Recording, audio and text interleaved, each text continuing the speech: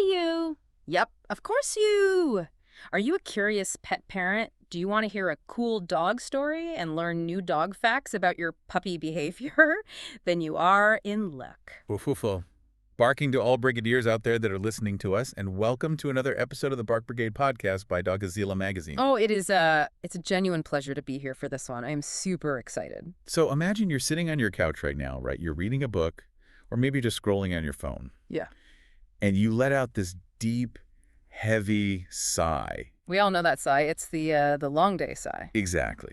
And across the room, your dog, who has been dead asleep for an hour, suddenly exhales the exact same deep sigh. I mean, it's uncanny. It really is. Or, maybe you do a weird little stretch while waiting for your coffee to brew, and your dog instantly trots over and mimics the posture. Right. They just perfectly mirror your movement. And it makes you wonder, are they mocking you? Like, is it a wild coincidence? It is definitely not a coincidence, I can promise you that. Well, today our mission is to answer those exact questions. We are unpacking a genuinely fascinating article by Simon Tracy from Dogzilla Magazine, and it's titled, "Why Do Dogs Imitate Their Owners? The Copycat Tales." It's a fantastic piece of writing. Really comprehensive. It is. And let me tell you, this deep dive isn't just about, teaching your dog a cute parlor trick where they lift a paw when you raise your hand. We are going way, way deeper today. Oh, absolutely. Yeah. We are venturing into some of the most compelling intersections of biology, psychology, and even high-tech data tracking. Which is the crazy part to me. We're looking at the evolutionary history, too, right? Yeah, the actual genetic wiring that explains why our furry friends seem to just shadow our every single move. We want to know why this happens, and more importantly, how you, the listener, can actually use this knowledge to become a better pet parent. And to help me decode all this complex animal behavior, I've got the perfect co-pilot here. Well, thank you. I try my best. You do. You always have this incredible ability to take dense, scientific research and connect the dots for us. You show us where biology and modern technology collide without making it feel like a boring college lecture. I appreciate that. And I am incredibly enthusiastic about this particular topic because when we talk about canine imitation, we aren't talking about a party trick. Right, it's something way more fundamental. Exactly. We're talking about a fundamental survival mechanism. It is a literal emotional bridge between two entirely different species. It's just wild to think about it that way. It is. The science behind how they do this and why they are so driven to do it is just beautiful. Okay, let's unpack this. We're going to start by looking at what the article calls the social mirror between humans and dogs. That's a great place to start. The social mirror is crucial. And it really begins with pack dynamics and social learning, right? The article mentions shelter puppies and how they actually watch older dogs to figure out how the world works. I do. It's a massive part of their development. But I want to understand the mechanism here because, how is a puppy watching an older dog different from, say, a bird learning to fly? Well, the distinction lies in cognitive ethology. That's basically the study of the mental experiences and cognitive processes of animals. Okay, cognitive pathology. Got it. Yeah. So when a bird learns to fly, a massive portion of that is just hardwired instinct kicking in as their body develops. But with dogs, particularly in complex social environments like a shelter, we are seeing active observational learning. So it's not just blind instinct for them. Not at all. A puppy doesn't just act on blind instinct when it comes to social navigation. They are constant calculating observers. Oh, wow. So they are really studying the room, so to speak. Exactly. In a shelter, a puppy will watch an older, more experienced dog approach a stranger or, figure out how to extract peanut butter from a puzzle toy. Right. They see the older dog succeed and they want in on that. Yes, they are actively using that older dog as a template for success. Cognitive ethology shows us that over repeated trials of observing this problem solving, dogs are actively fine-tuning their own communication skills. So they are observing the outcome. Like, if the older dog gets a treat for sitting quietly, the puppy logs that data. They log it, and they adapt their own behavior based on it. It's an adaptive survival strategy, not mindless mimicry. And when we bring a rescue dog home, that template just transfers over to us. We suddenly become the veteran dogs in their eyes. In a sense, yes. Dogs perceive humans as part of their social structure, their pack. And for a dog, especially a rescue entering a completely alien, overwhelming environment like a human household. Which has to be terrifying for them at first. Oh, incredibly stressful. So mirroring your actions is how they create a baseline of security. Their brain is constantly processing, how does my pack leader navigate this space, and how can I align myself physically to stay safe? You know, it makes me think of being a new employee. Like, imagine you're a new hire on your very first day at a giant corporate office. Oh, that's a perfect analogy. Right. You don't know the unwritten rules. Yeah. You don't know the vibe of the break room. So what do? You shadow a veteran coworker. You absolutely do. You look for the person who looks like they belong. Yeah. If they sit up straight and speak in hushed tones during a meeting, well, you sit up straight and whisper. If they casually lean against the water cooler, you lean against the water Yeah, cooler. they're trying to blend in. Exactly. You are copying their posture and tone just to fit into that corporate pack. You're signaling to everyone in the room, hey, I belong here. I understand the culture. That analogy hits the nail on the head because it really speaks to the transition from purely instinctual behavior to complex observational learning. It's just wild that dogs are basically doing corporate networking in our living rooms. Kind of, yeah. Yeah. Consider the life cycle of a puppy. When they are first born, they are learning from their mother's subtle physical twitches, when to seek warmth, when to feed. So it starts out very instinct-driven, very localized and instinct-driven, yes. But as they integrate into a human home, they have to start mapping completely unnatural human behaviors that have zero precedent in the wild. Unnatural behaviors like mapping my morning stretches or the chaotic little shuffle dance I do in the kitchen while I'm waiting for their breakfast kibble to soften. Exactly. And what's fascinating here is the specific neuroscience backing this up.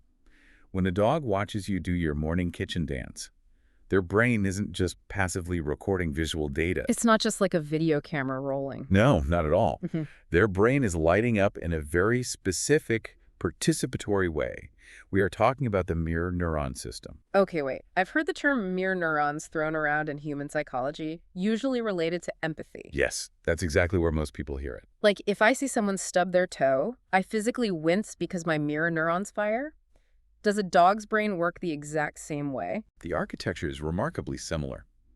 Mirror neurons are specialized neural circuits that fire in the exact same pattern when an animal performs an action, and when they observe that same action performed by another. So it bridges the gap between seeing and doing?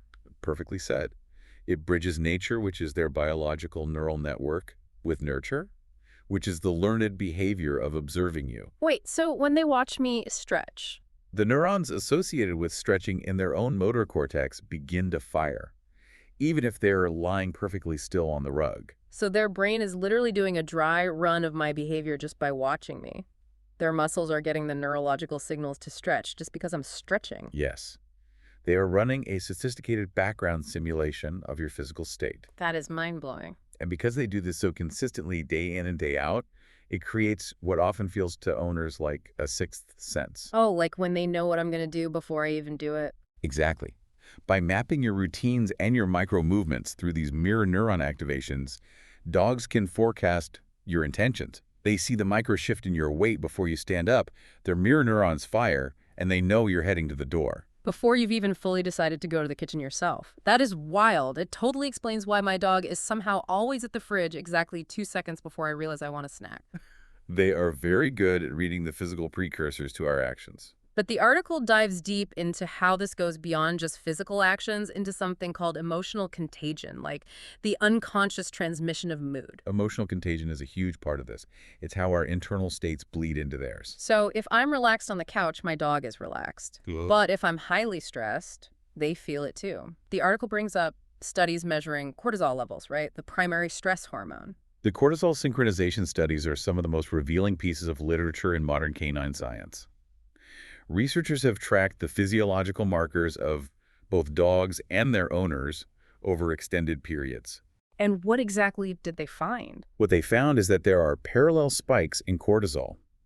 When an owner experiences acute, sustained stress, perhaps from a demanding job or a chaotic home environment, the dog's baseline cortisol levels rise in tandem. Oh, wow. So they are physically absorbing our stress. Yes, it is a literal biochemical bridge between your endocrine system and theirs. Let me make sure I'm fully grasping the weight of this. Does this mean when I'm like Stressed out about a work deadline and I'm pacing around my home office, breathing shallowly and clenching my jaw. Your dog is taking all of that in. Am I accidentally giving my dog a physiological panic attack? Well, you are fundamentally altering their physiological baseline. Dogs are incredibly adept at reading the subtle cues of human stress. It's like my breathing. Your change in respiration rate, the different pheromones you emit when sweating under pressure, even the tension in your vocal cords. That is just wow. Because they are so heavily invested in observing you, and their mirror neuron systems working overtime to align with you, your stress literally becomes their stress. Their adrenal glands start pumping cortisol to match the environment you are creating. That is a huge responsibility for a pet parent. I mean, if my dog is acting erratic, I guess the first thing I need to do is check my own pulse. It's a very good rule of thumb, honestly. But surely this biochemical bridge works in a positive direction as well, right? Like, it can't just be about passing on panic attacks. It absolutely does work in a positive direction. And this raises an important point about how we can harness this biological connection purposefully. Okay, I like the sound of that. This is actually the exact underlying mechanism that makes therapy dogs so effective in clinical settings. Let's explore that, because I always kind of assumed therapy dogs were just, naturally calm breeds like golden retrievers who just happen to like being pet by people in hospitals. It is much, much more active than simply tolerating being petted. A highly trained therapy dog uses emotional contagion to deliberately absorb the mood of a patient. Wait, deliberately? Yes. When they enter a trauma ward or a hospice setting, they are reading the erratic, high-stress chemical signals of the humans around them. But they don't freak out themselves. No, because rather than spiraling into stress themselves, they use their training to reflect back a gentle, grounding presence. They metabolize the human's cortisol spike and counter it by offering a steady, slow heart rate. And deep rhythmic breathing, I imagine. Exactly. And then the human patient's mirror neurons pick up on the dog's calm state, creating a reverse contagion that literally lowers the patient's blood pressure. That is unbelievable. The dog acts as a physiological anchor. A perfect way to describe it. If they are absorbing our emotions, how are they physically translating that silent language? Let's look at the actual body mechanic. The physical translation is where things get really nuanced. The article talks about head tilts and ear twitches. Now, I have to admit, I always just thought a head tilt meant, "I'm confused, what did you just say?" Or, "Please, give me a treat." We tend to project a lot of human cartoon logic onto dog body language, unfortunately. Guilty as charged. But a head tilt, an ear twitch, a subtle lip lick, these are the grammatical structures of a very nuanced, nonverbal conversation. Dogs interpret our physical signals much more astutely than they pick up our verbal vocabulary. So they care more about how I stand than what I say. Significantly more. Hmm. If you adopt a calm, relaxed posture, dropping your shoulders and breathing out, they match that tranquility.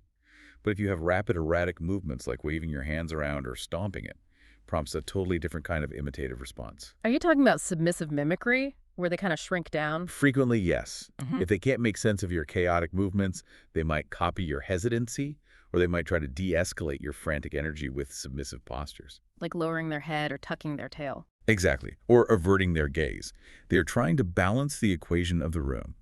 And eye contact is the central anchor for all of this translation. How so? A steady, soft gaze from you, what trainers often call soft eyes, motivates the dog to pay closer, calmer attention. That soft focus fuels more accurate, cooperative mimicry. You see this vividly demonstrated in competitive agility trials, don't you? Oh, it is the ultimate showcase of this. I've watched those agility trials where the dogs are sprinting through the obstacle courses, weaving through poles, and jumping over hurdles. I've always marveled at how in sync the dog and the handler are. It's breathtaking to watch. Yeah. In an agility trial, the handler rarely has time to shout a full verbal command before the dog needs to act. Right, they're moving way too fast for a conversation. Exactly. Instead, the handler's micro-movements are dictating the dog's entire strategic approach on the course. Micro movements. Like, A dog moving at 15 miles per hour is reading the slight dip of the handler's left shoulder or a minuscule shift in their hip weight to know whether they need to take a blind jump or dive into a tunnel. so the dog is paying intense attention to those silent, imitative cues. Yes, to know exactly when it is safe to accelerate and when they need to brace their core for a sharp turn. The imitation happens in fractions of a second. That leads right into this broader concept the article calls posture matching. They mention these canine behavior experiments where dogs adopt nearly identical body angles or limb positions to their owners. Posture matching is a fascinating area of study. Like if you're sitting on the couch with your legs stretched out and your ankles crossed, you look over and your dog is stretched out right next to you, paws crossed at the exact same angle. We see that all the time in the home. It really reminds me of human psychology.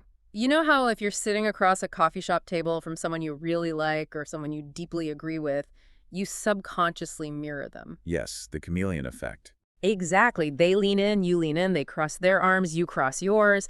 It's a subconscious way of saying, we are on the same page, I am safe with you. The chameleon effect is the perfect parallel. It is the exact same principle at play across species. It's a profound signal of social cohesion and loyalty. And it's incredibly endearing when you're just lounging on the couch. It is.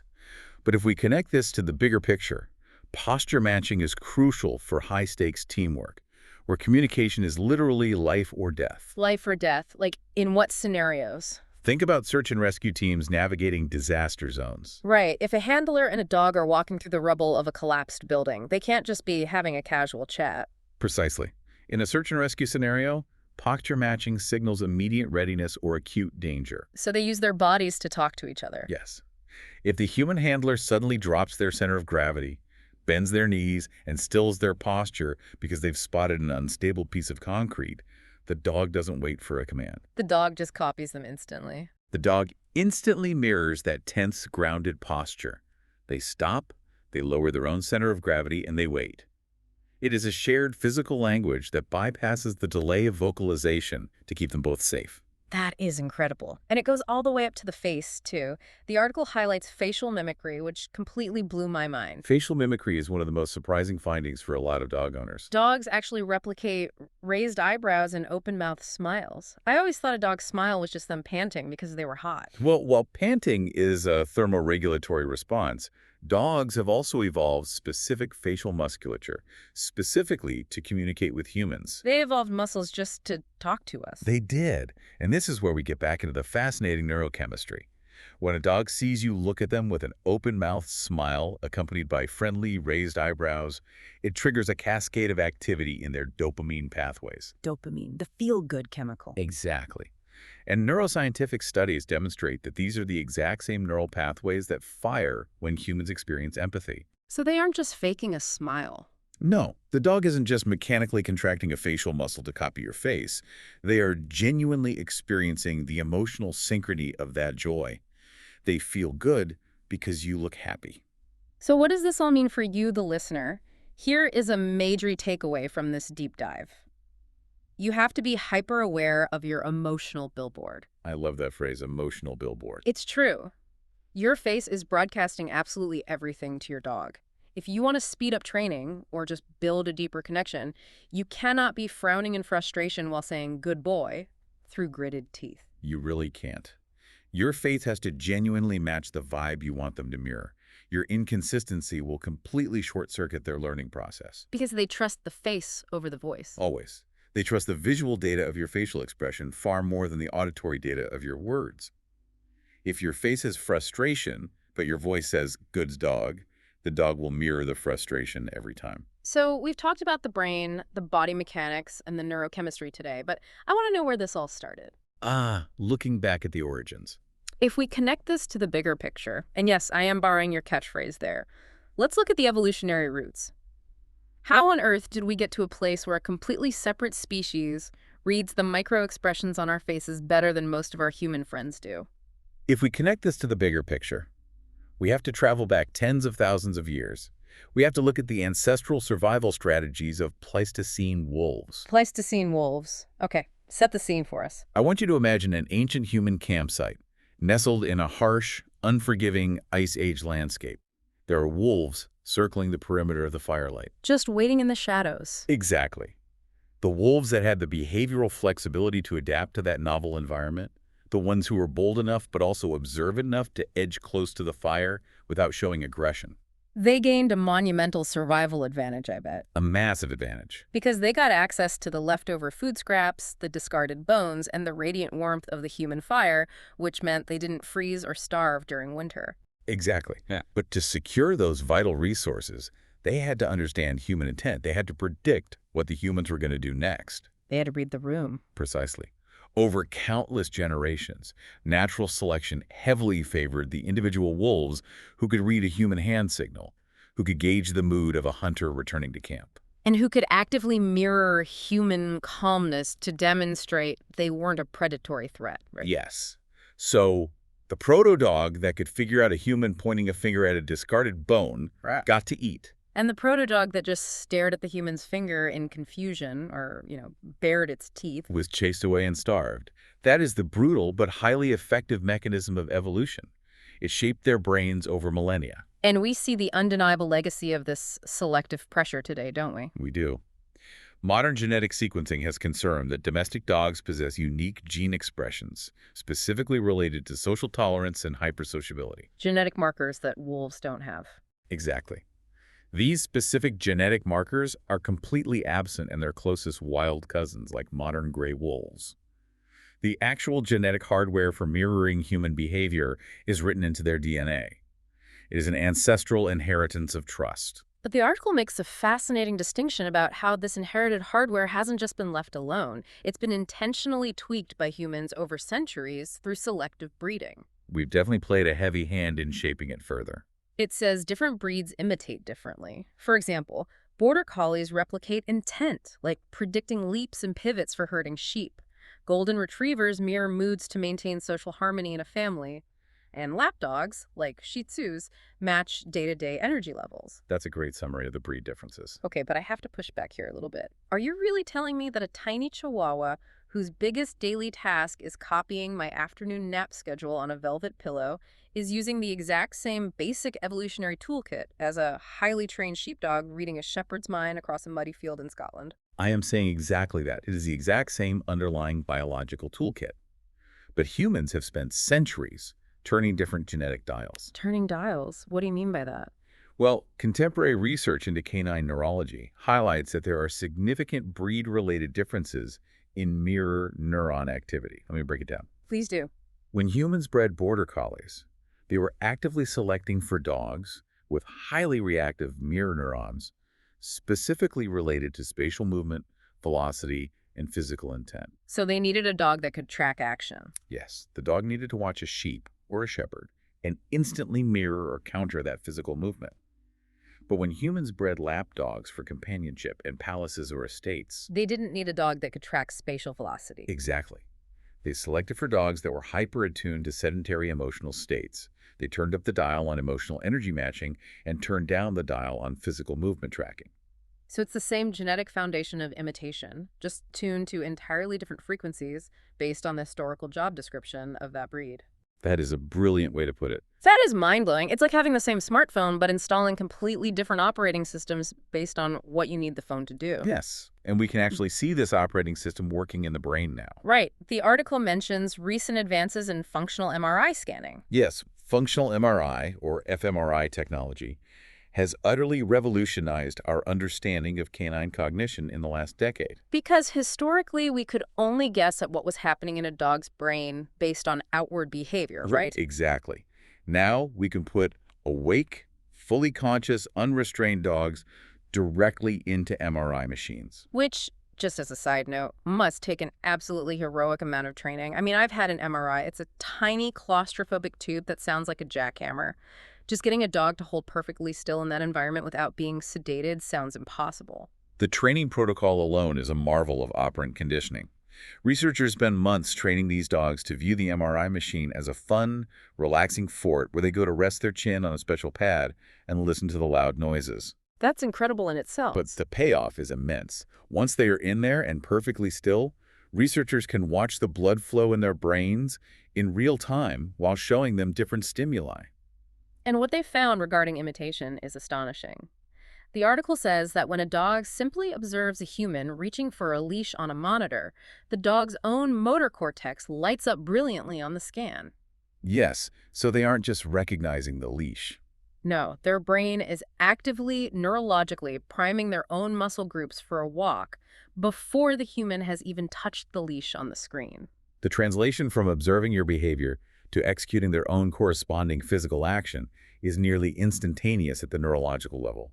They are living the action alongside you before it even fully begins. So we have the brain hardware, but how does the environment they live in push those buttons? Let's talk about how the environment shapes this, because hardware is basically useless without context, right? Context is everything. The environment actively dictates how these latent imitative skills are refined and expressed. Let's compare two different scenarios from the article. A dog living in a dense, chaotic, urban environment like downtown Manhattan has to learn to constantly watch their owner for highly specific urban cues. Yes, they mirror their owner's hesitation at busy crosswalks. They match their owner's tight posture in crowded elevator lobbies. The environmental pressure forces them to refine their mimicry for urban survival. Conversely, a farm dog working on hundreds of acres is mirroring large-scale, sweeping shepherd gestures from a quarter-mile away. The environment stretches their imitative focus outward in that case. The article even brings up free-roaming dogs in developing countries. These are dogs that aren't technically owned by anyone in a traditional sense. Right, the street dogs. Yeah, they don't live in a house or eat from a branded bowl, but they still follow spontaneous human herding signals. They naturally fall into step with humans walking through a market, mirroring the human's pace to avoid traffic or access food scraps. They just naturally slip into that imitative rhythm to survive the streets. It's a phenomenal observation because it proves that this imitative drive isn't just a product of modern pampered pet ownership. It's a robust, global, multifaceted toolkit. Exactly. In those free-roaming dogs, imitation is an expression of cross-species solidarity. And this brings us to one of the most profound theoretical frameworks in the research. Affiliation theory. Okay, let's get into affiliation theory, because this shifts the entire conversation. We've been talking a lot about survival, getting food, avoiding danger, reading urban traffic. But affiliation theory points to something much deeper, much more emotional. It really does. Affiliation theory suggests that mimicry isn't solely a transactional tool for getting a resource. It is primarily driven by a deep-seated craving for connection. So it's about seeking psychological proximity, not just physical proximity. Exactly. When a dog mirrors your yawn or matches the speed of your eye movements as you read a book, they aren't doing it to get a piece of kibble. They're actively trying to affiliate their state of being with yours. They mentioned studies in the article using heart rate monitors, showing cardiovascular synchronization between dogs and owners. Those studies are beautiful to read about. When an owner and a dog are sitting quietly together in a room, after a few minutes, their heartbeats actually start to sync up into matching rhythmic patterns. The variations in their heart rates align. It is a profound physiological mirroring. So what does this all mean? For the listener sitting at home right now with their dog asleep across their feet, what is the dog fundamentally saying when their heart rate syncs up and they copy your sleepy sigh? The dog is saying, I am part of your circle. I am aligned with you. It is the ultimate nonverbal expression of affinity.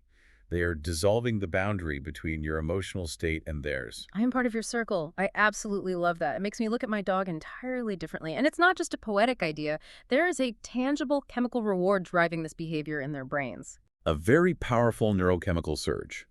The research shows that when a dog successfully imitates you or achieves that state of affiliation, their brain releases a flood of dopamine and oxytocin. Dopamine is the reward one, right? Yes, dopamine is the neurotransmitter associated with reward and pleasure. And oxytocin is widely known as the love hormone, or the bonding hormone. It's the same chemical that floods a human mother's brain when she holds her newborn. So the sheer act of imitating us makes them feel a biochemical rush of joy and love. It's a self-rewarding feedback loop. They copy us, they feel good, so they want to copy us more. Exactly. And this is a monumental takeaway for anyone interested in dog training. If you pair their imitative behavior with genuine affectionate gestures, a warm smile, a soft tone of voice, a physical stroke on the chest, instead of just mechanically handing them a piece of freeze-dried liver, you are tapping directly into their emotional circuitry. You are validating their attempt to affiliate with you. Yes. You make the learning process an act of profound social bonding, rather than a cold, transactional exchange of tricks for food. Let's talk about the day-to-day. The morning coffee, the evening walk. How do shared routines amplify this desire to copy? The article mentions dogs joining their owners' morning yoga sessions and subsequently showing lower baseline anxiety for the rest of the day. Routines are the scaffolding of a dog's life. They make imitation reflexive rather than effortful. When a dog intimately knows the pattern of your morning, they can seamlessly slip into the choreography of your life. They see you roll out the yoga mat, and because they've observed you do this 50 times, they trot over and do a literal downward dog stretch right next to you. Establishing these imitative routines creates a deep sense of predictability in the dog's mind.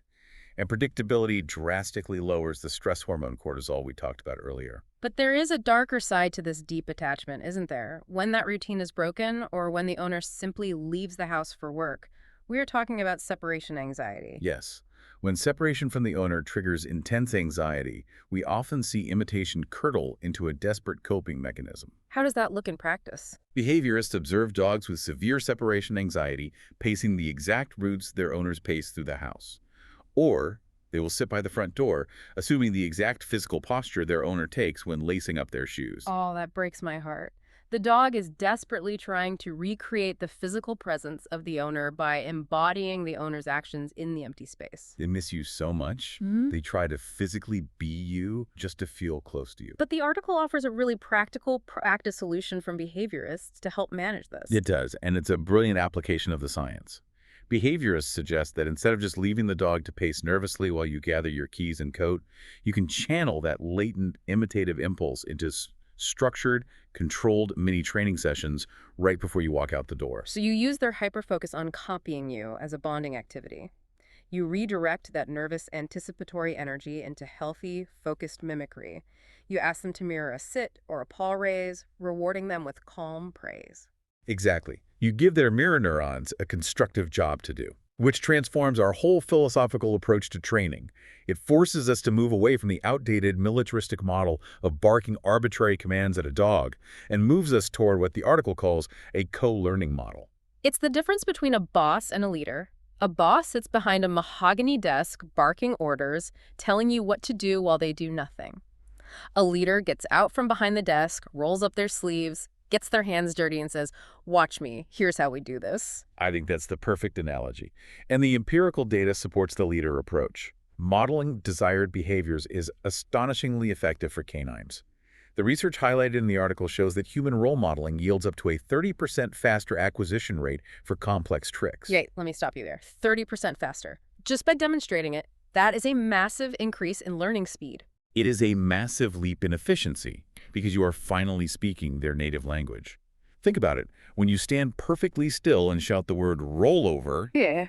you are forcing the dog's brain to translate a bizarre, abstract human vocalization into a complex, physical sequence of dropping their shoulders, shifting their weight, and exposing their belly. It's a huge cognitive load for them. But when you physically demonstrate the action, their mirror neurons fire immediately. You bypass the translation phase. So here is a highly actionable tip for the listener. If you want your dog to learn how to roll over, don't just stand there waving a piece of cheese over their nose. You need to get down on the living room floor, clear some space, and perform an exaggerated human roll yourself. Show them exactly what you want. You might feel a little ridiculous rolling around on your rug, but the dog observing you will attempt the action far more eagerly. You are framing the task as a joint physical adventure, an imitative game, rather than a solitary command they have to figure out alone. Building on that idea of human role-playing on the floor, how do we turn this into actual structured games? The article dives into designing training games that harness this imitative drive. We're talking about mirroring dance moves, using upbeat music, and bringing in colorful props. Turning training into play is arguably the most effective way to lower stress markers and increase a dog's willingness to experiment and try new things. If they think it's a game of copycat, their engagement skyrockets. But the researchers issue a very critical warning here. You have to avoid mixed signals. Ambiguity is the enemy of imitation. Yes, inconsistency ruins the feedback loop. Like, if I ask my dog to sit, but while I'm saying the word, I'm physically standing up, leaning backwards, and walking toward the kitchen, the dog's brain kind of short circuits. This raises an important question about our own self-awareness as handlers. We have to provide unambiguous physical templates for our dogs to copy. Your body language has to perfectly seamlessly align with your vocal cue. So if my body says one thing and my voice says another? If your words say stay, but your body language is leaning forward, shifting weight, and signaling follow me, The dog is going to follow your body language every single time. Visuospatial information is their primary language. Auditory processing is secondary. So radical self-awareness is key. We have to essentially train ourselves, our posture, our micro movements, our facial expressions, before we can effectively train them. And if we master that, we can use these imitation insights to address really tough, entrenched behavioral challenges too. The article talks about building resilience in fear-based dogs using this exact method. This is where the concept of vicarious learning becomes incredibly powerful. Let's look at a universally high-stress environment for dogs, the veterinary clinic. Oh, the dreaded vet visit, the shaking, the panting, the trying to hide under the plastic chair in the waiting room. It's a nightmare for so many pet parents. It is a sensory overload of strange smells and invasive handling. But if an owner understands the imitative loop, they can actively model calm behavior to change the dog's perception. How exactly? If the owner walks into the exam room, breathes deeply, speaks in a low, resonant tone, calmly touches the scary stainless steel table, or interacts warmly with the vet, shaking their hands, smiling in the while, the dog intensely observes all of this. Through vicarious learning. Yes, the dog's mirror neurons process the owner's calm interaction with the environment. The dog realizes, my pack leader has assessed this environment, interacted with these tools, and determined there is no threat. It is a collaborative, non-forceful way of building resilience, relying entirely on the dog's trust in the owner's physical assessment of the situation. You are basically physically demonstrating safety. That's exactly what you're doing. We fixed our body language, but what about the room we're standing in? How does a boring room hold a dog back? The article asks a really interesting question about how a monotonous room actively limits a dog from learning. It stifles their cognitive potential significantly. A monotonous environment, a square room with nothing but a flat rug and a couch, severely limits the opportunities for mimicry. If there is nothing novel to interact with, no spatial problems to solve, the dog's imitative drive just goes dormant. They clock out mentally. The article calls for active environmental enrichment to solve this. Introducing elevated platforms, varied textures on the floor, novel scents, and auditory cues. The dynamic interplay between a complex environment and your social cues is what unlocks their advanced learning potential. Like, if you introduce a low, stable platform into the center of the living room and you deliberately step up onto it, balance for a second, and step down, the dog's curiosity is immediately piqued. The environment is changed, and they want to observe how you navigate this new topography. They want to imitate your balancing act because it's a novel physical challenge. But there's a catch here, right? You can't just turn your living room into a circus every day. The article mentions the sweet spot of novelty. Yes, cognitive overload is a real risk. You have to balance novelty and familiarity. If you never change anything in the environment, you get cognitive stagnation. But if you constantly change everything... Moving all the furniture daily, introducing 10 new toys at once, you overwhelm their processing capacity. They get stressed and shut down. So here's a huge, practical, actionable tip for everyone listening. To hit that sweet spot of novelty without causing stress, you should simply rotate your dog's toys every few days and maybe rearrange a small piece of furniture, like an ottoman or a footstool. The article claims this simple act can literally double the trick acquisition rate. Because every time you rotate a toy or move a stool, it invites the dog to observe how you interact with the slightly altered setup, and their imitative drive kicks in. They want to copy how you navigate the new room. And you can optimize this learning cycle even further by creating dedicated, imitation-friendly zones within your home, like having a specific training mat. Exactly. You set up clear, predictable visual boundaries, use a specific colored mat, you keep the lighting consistent in that corner of the room, you remove all competing distractions, no dangling electrical cords, no loud TV playing in the background, no kids running past. You are creating a ritualized space. When you bring the dog to this specific mat, the environmental cues signal to their brain that it's time to shift focus and switch into a highly receptive observational mode. And we don't have to stay cooped up inside either. We can take this focus zone outside. The article details outdoor enrichment strategies. I love the specific example they give of pausing at rocky outcrops on a hiking trail to demonstrate careful foot placement. It's a brilliant application of natural environmental enrichment. Out in nature, the environment is constantly providing novel, unpredictable obstacles. If you approach a shallow stream or a fallen log blocking the path, and you deliberately slow down to show the dog how you carefully place your feet to navigate it, they will watch your footwork intently. They will mirror your caution and your specific route. It turns a regular, mundane walk around the neighborhood or the local park into an immersive, live-action training ground.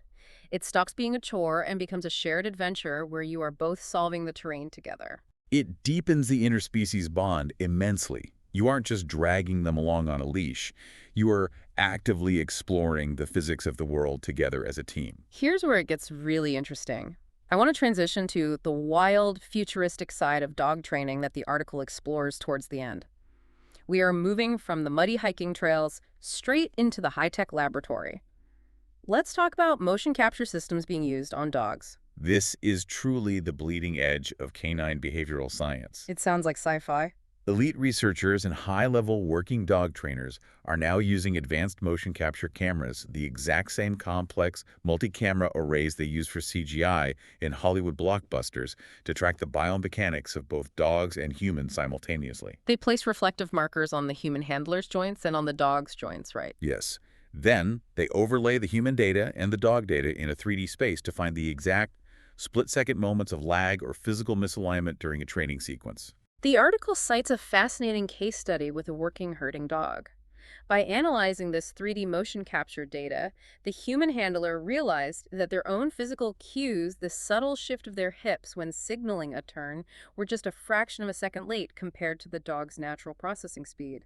And when the handler adjusted and synced their bodily movements to the dog's optimal cognitive response window, the dog's course navigation speed and accuracy improved by 20%. It's an incredible revelation. It proves mathematically that often when a dog fails to learn a complex task, the dog isn't being stubborn or unintelligent. The human is simply failing to communicate with the precise biomechanical timing the dog's brain requires. And this motion capture technology is helping us bridge that physical communication gap down to the millisecond. And it's not just technology reserved for elite trainers in million-dollar labs. The article talks about wearable activity trackers making their way to average pet owners, like little smartwatches attached to dog collars. Yes, lightweight accelerometers and gyroscopes attached to everyday collars or harnesses.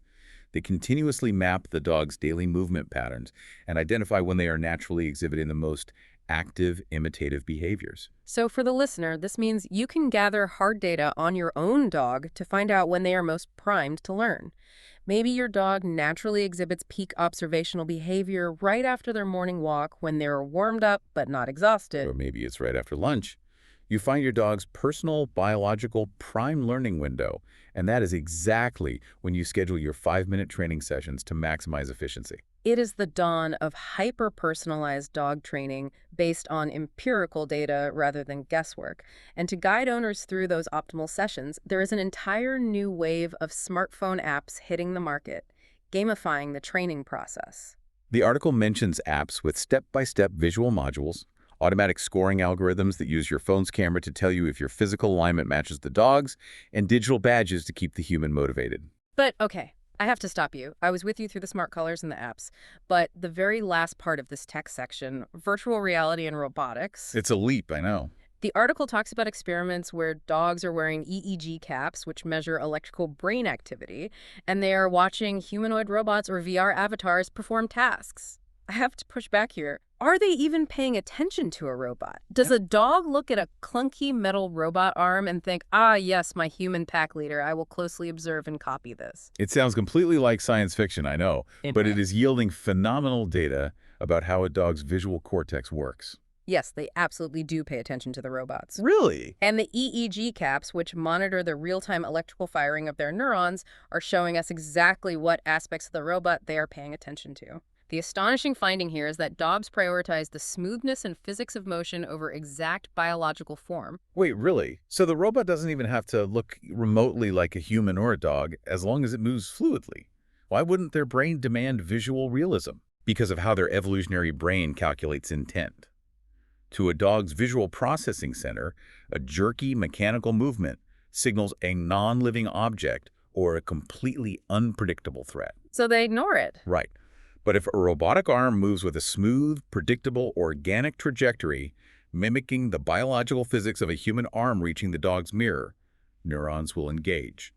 The dog's brain is calculating velocity, trajectory, and physical intent, not just analyzing the visual show, they are responding to the physics of the movement.